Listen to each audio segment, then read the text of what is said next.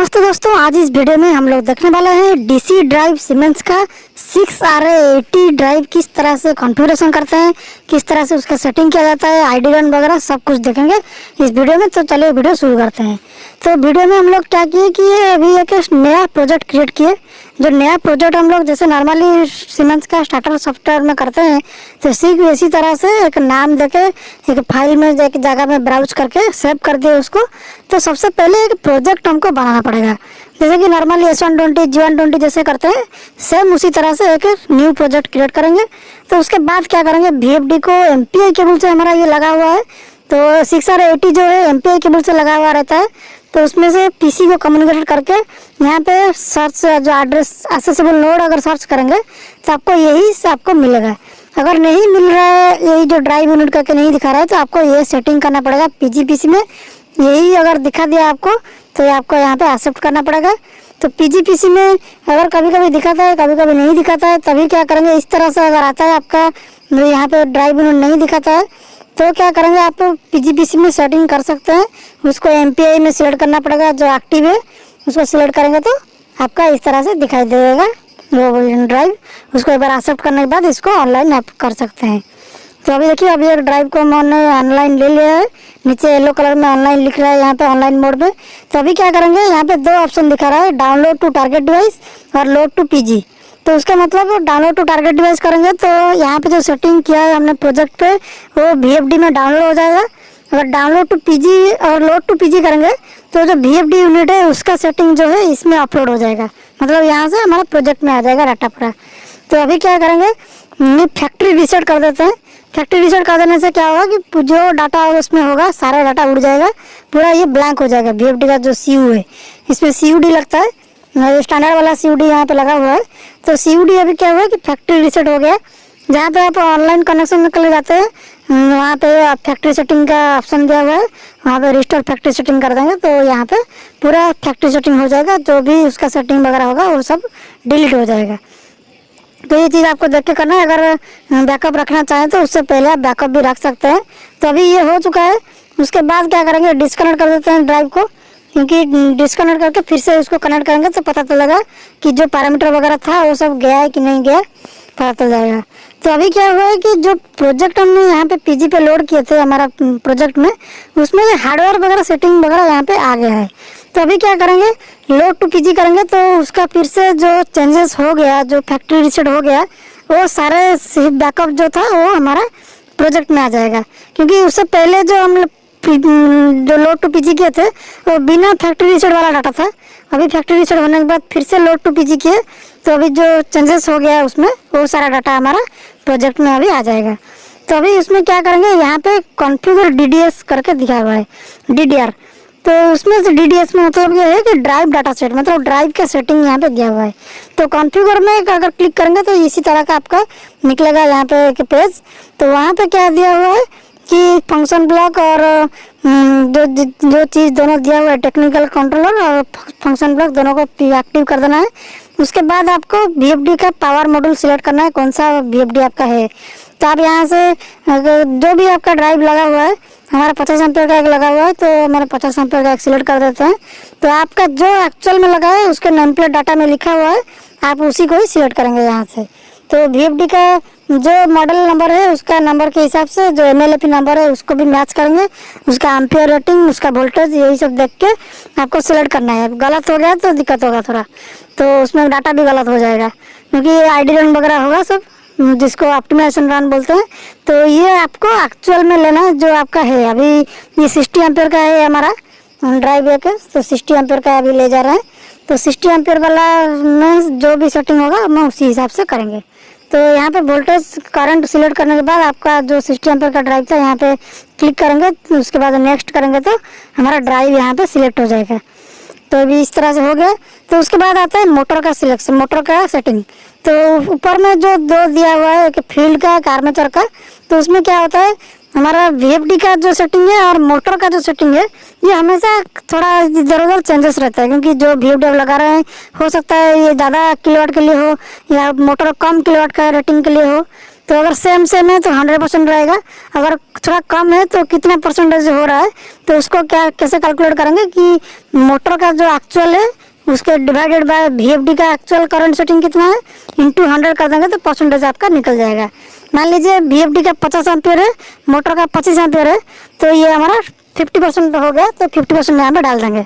तो इसी हिसाब से मतलब मोटर का रेटिंग डिवाइडेड बाय VFD का रेटिंग इंटू 100, यही फार्मूला में यहाँ पे डालेंगे।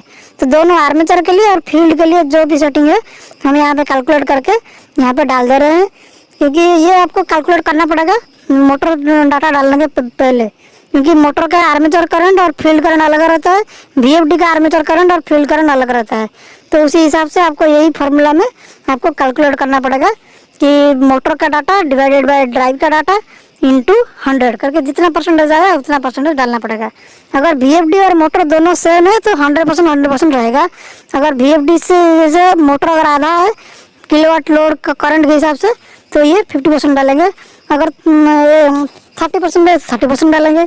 तो इसी हिसाब से डालने के बाद आपका वोल्टेज यहाँ पे सप्लाई वोल्टेज पूछा है फील्ड का और आर्मेचर का सप्लाई वोल्टेज कितना है, जो हमारा 3 फेज है 415 वही हम लिख देंगे, क्योंकि ये वायरिंग का ड्राइंग के हिसाब से और हमारा पावर जो सप्लाई आता है उसी के हिसाब से यहाँ पे लिखना पड़ता है। तो आपका जितना एक्चुअल में है वोल्टेज वही एक्चुअल वोल्टेज ही आपको यहाँ पे डाल देंगे तो बहुत बढ़िया रहेगा मल्टीमीटर से माप के। तो उसके बाद यहाँ पे आर्मेचर का करंट और फील्ड का करंट वगैरह जो भी पूछा है आपको, तो यही सब डाटा आपको यहाँ पे डाल देना है, जो कि मोटर के नेम प्लेट के हिसाब से एक्चुअल में जो लिखा है वही डाटा आपको यहाँ पे डालना है। तो यहाँ पे आर्मेचर करंट, फील्ड करंट जो भी दिया हुआ है, एक्साइटेशन करंट जो बोलते हैं, जो फील्ड करंट रहता है, आर्मेचर करंट हमारा यहाँ पे डाल दिए, वोल्टेज भी यहाँ पे डाल दिए, वोल्टेज भी लिखा हुआ रहता है मोटर का नेम प्लेट में। तो उसके बाद आ जाता है हमारा ब्रेक में। ब्रेक अगर उसमें नॉर्मली रहता नहीं है, ब्रेक हमेशा PLC से दिया जाता है, तो बहुत सारे में ये रहता ही नहीं, तो इसको नो करके नेक्स्ट कर देंगे तो ये आगे चला जाएगा। ये अभी विजार्ड में हम लोग कर रहे हैं इसको। तो उसके बाद आता है एनकोडर का सेटिंग। एनकोडर का आप यहाँ से अगर है आपके पास सीमेंस का अगर एनकोडर है तो यहाँ पे लिस्ट में उसका डाटा रहता है, लिस्ट में से आप सिलेक्ट कर सकते हैं उसको। अगर नहीं रहता है तो अलग खाली एनकोडर वाला सिलेक्ट करके उसका फिर आपको मैनुअली डाटा डालना पड़ेगा, जो डाटा रहता है हमारा कितना RPM कितना घूमेगा, बाइपोलर की नॉन पोलर की यूनिपोलर, तो उसका वोल्टेज ये सब चीज़ डालना पड़ता है। यहाँ पे देता हुआ है एक एनकोडर 3 का ऑप्शन देता है, तो इसी हिसाब से फिर से आपको उसको डालना पड़ेगा एनकोडर का डाटा। अगले वीडियो में भी आप देख लेंगे एनकोडर का सेटिंग का डाटा कैसे डालते हैं। तो अभी के लिए इस तरह से देख लेते हैं, बस सिर्फ याद करने के लिए।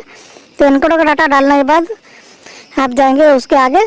तो एनकोडर अगर सीमेंस का एनकोडर है तो यहाँ पे लिस्ट दे देता है कौन सा एनकोडर है, बस यहाँ से सीमेंस का एनकोडर अगर लगा है तो यहाँ से सिलेक्ट कर देंगे। DC मोटर में सीमेंस का अगर मोटर है तो सीमेंस का भी एनकोडर ही लगता है। तो यहाँ पे उसका जो RPM जो देता है, मैक्सिमम RPM आपका जितना घूमेगा वही RPM आपको यहाँ पे देना है as a reference.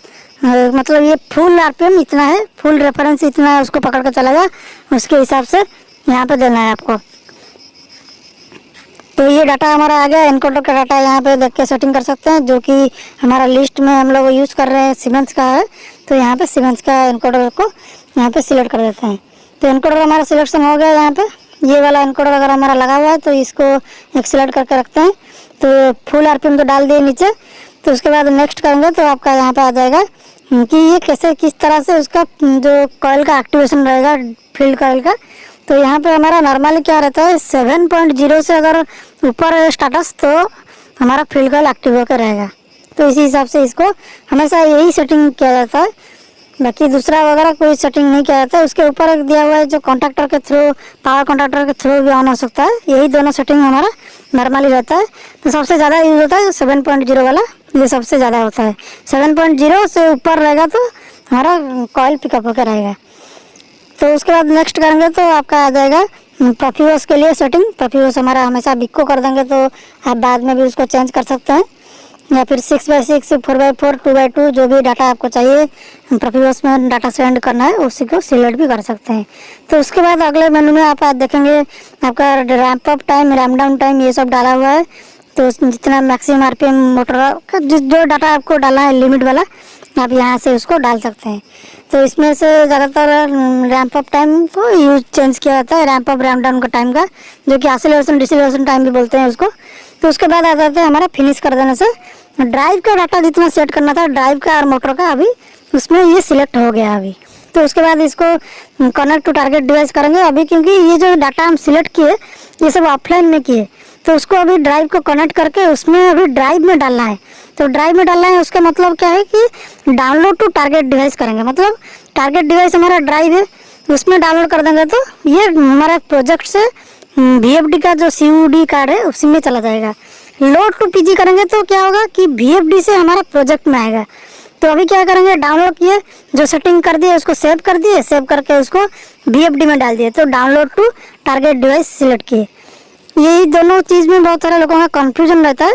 Download to target device मतलब VFD में सेव होगा और लोड टू PG मतलब VFD से हमारा प्रोजेक्ट में आएगा। तो उसके बाद रैम टू रोम भी उसमें ऑप्शन देता है, उसको टिक कर देने से रैम टू रोम भी ऑटोमेटिकली हो जाता है कॉपी होने के बाद। तो अभी ये हो गया लोड टू PG कर देने के बाद। अभी क्या करेंगे, अभी VFD में चला गया तो VFD को क्या करेंगे, फिर से जो डाटा चेंज हो गया फिर उसको हमारा प्रोजेक्ट में लाएंगे। तो फिर से हम क्या किए तो लोड टू PG किए। लोड टू PG करने का क्या होगा कि अभी जो डाटा सब चेंज हो गया हमारा VFD में, वो सारा डाटा फिर हमारा प्रोजेक्ट में आ जाएगा। तो मतलब एक्चुअल में अभी क्या हुआ VFD में चेंज हुआ कि नहीं हुआ वो सारे डाटा हमारा आ जाएगा, क्योंकि हम तो पहले से सेटिंग किए थे, लेकिन VFD में चेंजेस हुआ कि नहीं ये हमको पता नहीं था। तो ये लोड टू PG कर देने से हमारा डाटा दिखेगा कि हुआ है कि नहीं। तो उसके बाद आता है हमारा ऑप्टिमाइजेशन रन। ऑप्टिमाइजेशन रन जो है उसको ID रन भी कहते हैं, DC ड्राइव में इसको ऑप्टिमाइजेशन रन कहते हैं। तो उसमें यहाँ पे कंट्रोल पैनल आपने ले लिए नीचे से, और उसका जो रन एनेबल वगैरह रहता है वो सब चीज़ आपको दिख रहा है यहाँ पे नीचे में। तो जो ऑप्टिमाइजेशन रन है उसका 2 टाइप रहता है, उसमें दोनों करना पड़ेगा आपको, दोनों करना बहुत ज़रूरी है, नहीं तो ड्राइव सही से नहीं चलेगा, आवाज़ करेगा, हमिंग साउंड भी होगा। तो आप देख सकते हैं यहाँ पे जितना एनेबल चाहिए था ऑफ1, ऑफ2, ऑफ3 सब दिखा रहा है। अगर नहीं दिखा रहा है तो ये वाला बटन को क्लिक करेंगे तो आपको दिख जाएगा सारे रन एनेबल्स वगैरह है कि नहीं। अभी सिर्फ ऑफ1 बाकी है, ऑफ1 का मतलब है, और जो स्टार्ट स्टॉप कमांड अभी दिया नहीं इसलिए बाकी है। तो यहाँ पे जो लिस्ट दिया है ऊपर में 24 और 25 यही दोनों को हमारा ऑप्टिमाइजेशन रन करना है। तो 24 हमारा उसमें क्या होगा कि मोटर घूमेगा नहीं, और 25 में भी नहीं घूमना चाहिए। अगर थोड़ा सा घूम रहा है तो उसको प्लायर में पकड़ के रखना पड़ेगा उसका शाफ्ट को, जिससे वो घूमेगा नहीं। अगर उसमें से अगर बिना एरर हो जाता है तो जाने दीजिए, अगर नहीं हो रहा है तो उसको पकड़ना पड़ेगा। तो अभी इसको सिलेक्ट करके यहाँ पे और ऑन पुश बटन दबाए तो अभी ये एक्टिव हो गया था।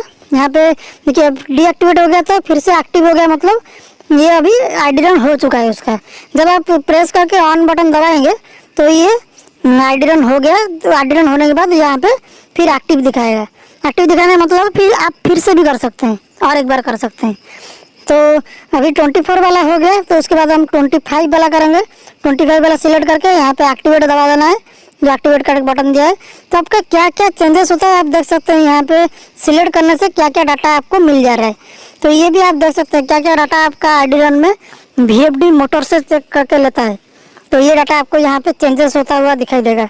तो यहाँ पे फिर से एक्टिवेट करेंगे, एक्टिवेट करने के बाद यहाँ पे यस करके फिर से स्टार्ट कमांड दबाएंगे। यहाँ पे कंट्रोल प्रायोरिटी में अभी है, तो स्टार्ट कमांड दबाने से अभी चल रहा है, देखिए सारा एनेबल अभी ग्रीन है यहाँ पे सारे के सारे। तो अभी ये 1-2 मिनट चलेगा, क्योंकि जितना बड़ा मोटर होगा उतना टाइम ज़्यादा लगता है। तो मैक्सिमम ये 3-4-5 मिनट ही लगता है, उससे ज़्यादा कभी नहीं लगता, 1 मिनट से 4 मिनट तक लगता है। तो अभी देखिए अभी ID रन चल रहा है, यहाँ पे फिर से एक्टिवेट दिखा दिया, मतलब अभी ID रन हो चुका है, क्योंकि डीएक्टिवेट नॉर्मल रहता है, अगर एक्टिवेट दिखा दिया तो ID रन हो गया हमारा। स्टार्ट बटन दबाने से पहले एक्टिवेट होता है, एक्टिवेट दबाने के बाद अगर ग्रीन बटन दबा दिया स्टार्ट करने के लिए तो ये फिर डीएक्टिवेट दिखाता है, और हो जाने के बाद एक्टिवेट दिखाता है। तो उसके बाद अब गिव अप कर देते हैं, क्योंकि अभी हमारा ऑप्टिमाइजेशन रन अभी हो चुका है। तो उसके बाद हम मोटर चला के देख सकते हैं उसको, आपको अगर जितना स्पीड में चलाना है आप चला सकते हैं, उसमें कोई दिक्कत नहीं है इसको। तो ID रन हमेशा डिकपल मोड में कीजिए, सबसे सही रहेगा। उसके बाद ट्रायल लेने के बाद ट्रायल में सही चल रहा है डायरेक्शन वगैरह सब कुछ, तो उसके बाद फिर उसको कपलिंग करके कर दीजिए। तो आप यहाँ पे लेफ्ट साइड में COD का इनपुट आउटपुट में क्लिक करेंगे तो आपको यहाँ पे digital input, digital output, analog input, analog output सारे चीज़ सेटिंग का मिल जाएगा आपको यहाँ पे। तो डिजिटल इनपुट यहाँ पे 4 दिया हुआ है, जो कि DI0, DI1, DI2, DI3 है। उसमें से क्या होगा कि DI2 और DI1 ये दोनों उसका फिक्स है, DI1 लिखा हुआ है ऑफ ऑन करके, मतलब जिसमें स्टार्ट स्टॉप करेंगे, और DI2 जो है वो रन एनेबल के लिए दिया है। तो ये दोनों का आप चेंज नहीं कर सकते, ये दोनों उसका बाय डिफ़ॉल्ट मतलब दिया हुआ है उसका, ये दोनों आएगा तब जाके चलेगा। तो ये दोनों को कुछ नहीं करके बस सेटिंग कर देना है। DI1 हमारा स्टार्ट स्टॉप के लिए है, तो स्टार्ट स्टॉप के लिए नॉर्मली हमारा 840 वाला जो पैरामीटर डालते हैं, यहाँ पे क्लिक करके आप इसमें फर्दर इंटर कनेक्शन में जाएंगे। तो उसके बाद आपको दिखेंगे यहाँ पे बहुत सारी चीज़ें सिलेक्ट करने के लिए दिया हुआ है। तो आप यहाँ पे ऑन ऑफ करके ऑफ ऑन भी लिखा हुआ है, इसको सिलेक्ट करेंगे तो हमारा ये क्या होगा कि स्टार्ट स्टॉप के लिए ये DI हमारा हो गया सिलेक्शन। यहाँ पे फिजिकली भी दिया हुआ है कनेक्शन, उसी तरह से लिखा भी हुआ है, और आपको यहाँ पे सॉफ्टवेयर में भी सिलेक्शन करना है। तो ये DI जब आएगा स्टार्ट हो जाएगा हमारा। तो उससे पहले रन एनेबल आना चाहिए। तो रन एनेबल के लिए यहाँ पे सिलेक्ट करेंगे, यहाँ पे जाके फर्दर इंटर कनेक्शन जो दिया हुआ है वहाँ पे जाके क्लिक करेंगे। तो रन एनेबल आएगा तब जाके हमारा स्टार्ट स्टॉप होगा। तो यहाँ पे फील्ड में आप उसको रन एनेबल किस तरह से देंगे इसको DI को, तो आप उसको सिलेक्ट करके यहाँ पे आप देख सकते हैं यहाँ पे बहुत सारा चीज़ें दिया हुआ है। तो ये वाला जो पैरामीटर दिखा हुआ है इसको आप करेंगे तो रन एनेबल हमारा आ जाएगा, लिखा हुआ है रन एनेबल का। तो ओके कर देंगे तो आपका यहाँ पे रन एनेबल आ जाएगा।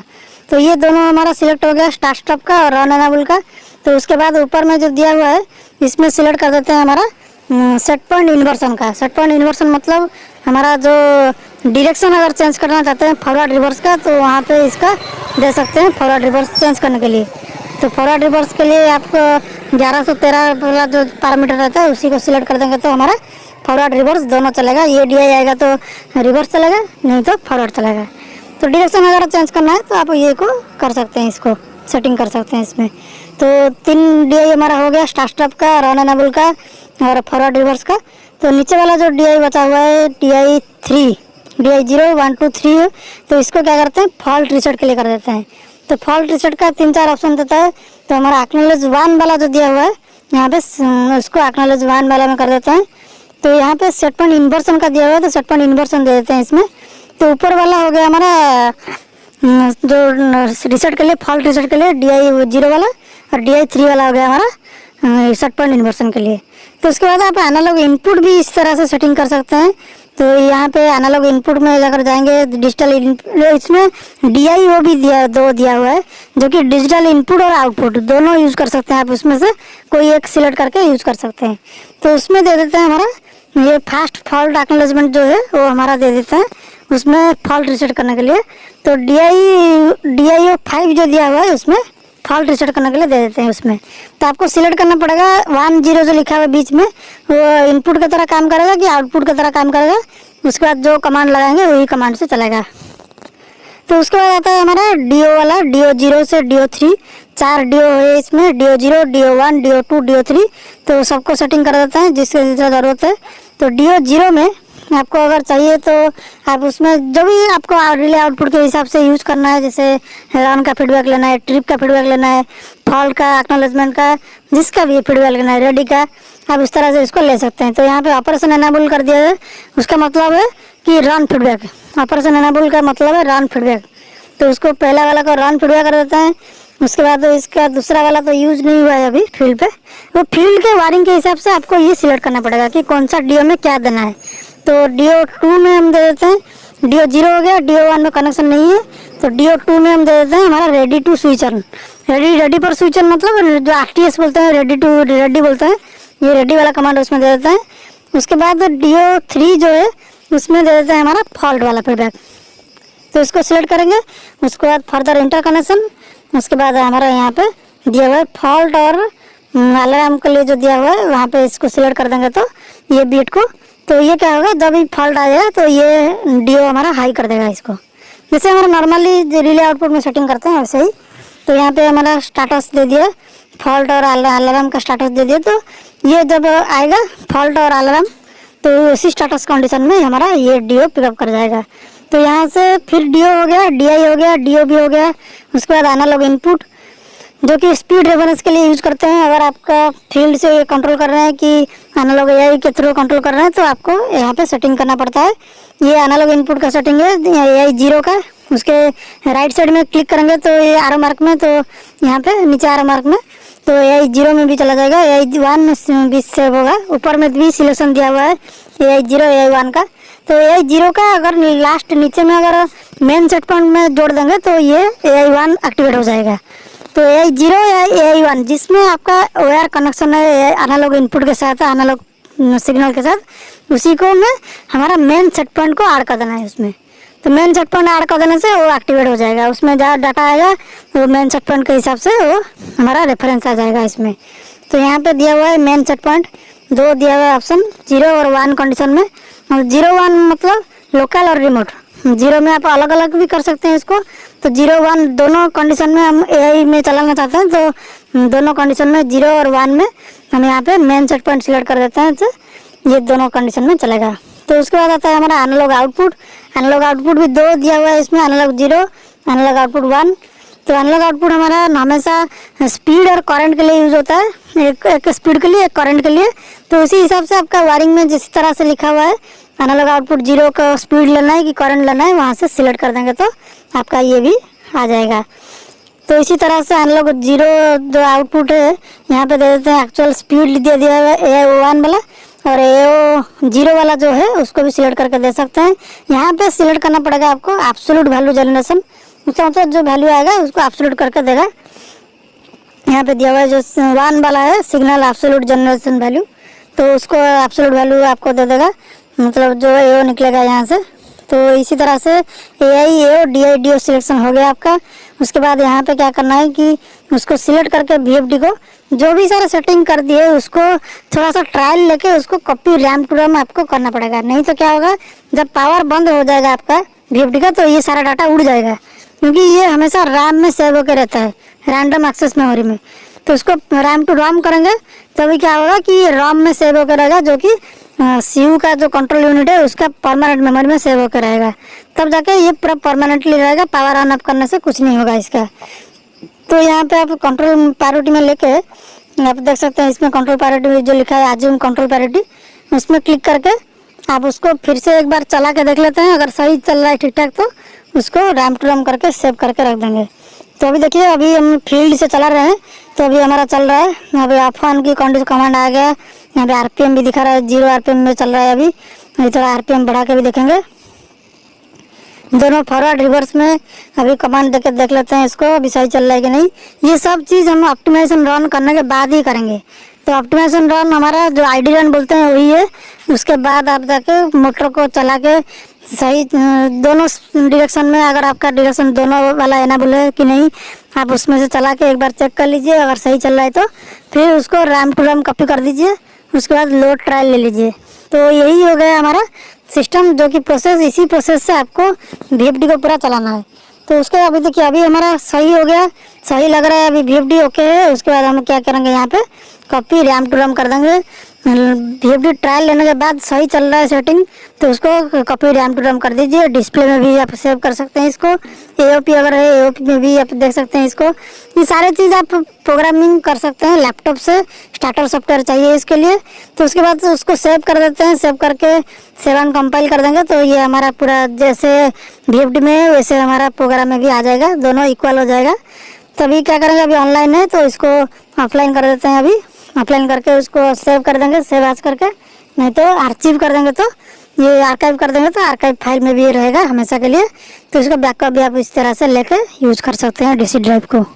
तो दोस्तों आपको ये वीडियो कैसे लगा कमेंट करके जरूर बताइए, जिससे हमको और अच्छे वीडियो बनाने में फायदा हो। उसके साथ साथ आपको जो भी टॉपिक के बारे में जानकारी चाहिए वो भी आप बोल सकते हैं। वीडियो अगर अच्छी लगी तो कृपया उसे लाइक करें, दोस्तों के बीच में शेयर करें ताकि सबका नॉलेज बढ़ सके। आज के लिए इतना ही, फिर मिलेंगे अगले वीडियो में। जय